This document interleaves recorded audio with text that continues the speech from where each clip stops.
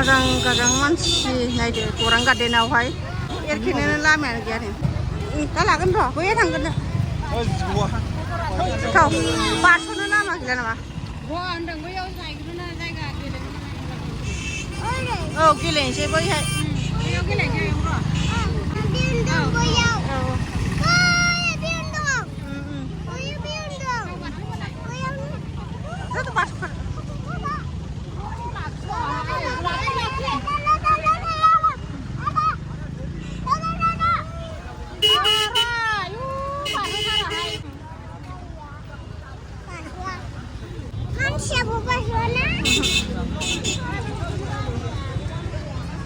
सोर सोरनि देलायनाय नायनो नायदो एबारहाय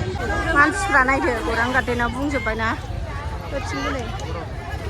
हरै बैहाय गेलेहैनोसै फरायसाफोरखौ बेरायबाय मास्टार थिनहरो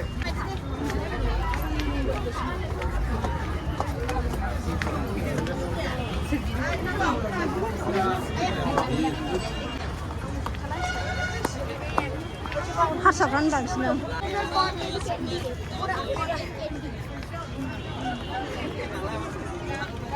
हेल' लोगोफोर दिनैहाय नै जोंहा सरस्वती फुजानि बेरायफैदों आरोना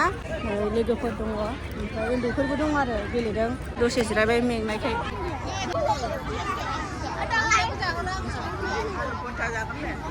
फट' लानोसै ओरै फै ओरै गिदिंनानै न'आव थांसै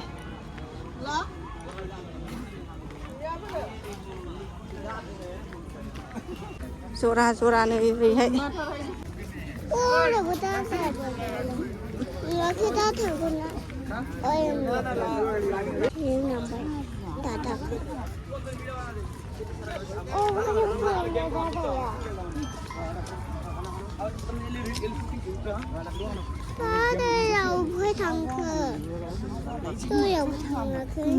नालाय नै बिसोरथ' उन्दैथार नै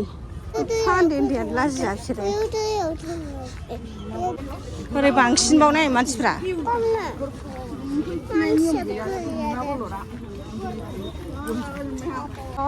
नै हाला हाला नायदो ट्राक थाब थाबानो ट्राक लामाया ब्लक जाजोब्बाय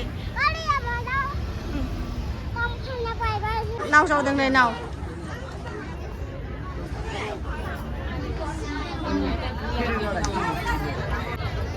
दाबो हाला हाला फैगासिनो दं आरोना जोबाखै जा मोजांखानो सेल्फि पइन्ट असे फट' खेबजानांगौमोन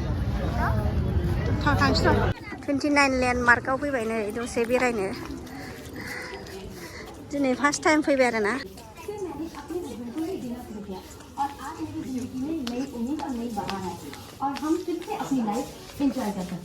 मेरे पार्टनर के लाखों फसाने के बावजूद ना तो मेरे शरीर में कोई शक्ति रहती ना ही कोई तनाव इच्छा मोनसे मोनसे दंखाजोबो मेरे मन में डिप्रेशन और गिल्ट जैसी फीलिंग आ रही थी ऐसा लगता था मन को भी मैं आदमी के आने के लायक नहीं फिर एक दिन मेरे बॉस ने मुझे